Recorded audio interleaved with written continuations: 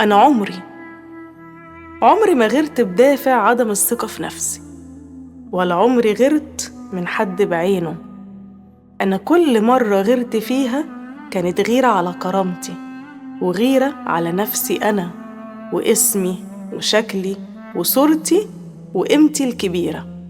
دايما شايفة نفسي كتير قوي على أي حد.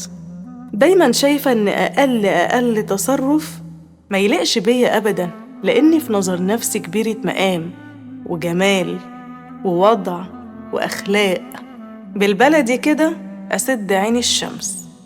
وده اللي مخليني بغير على نفسي دي جدا، وأقل تصرف يقرب بس مني أو من كرامتي بجيب عليها وطيها. يعني اللي هو أنت لازم تاخد بالك من كل تصرفاتك كويس جدا، عشان أنت مش معاك أي حد.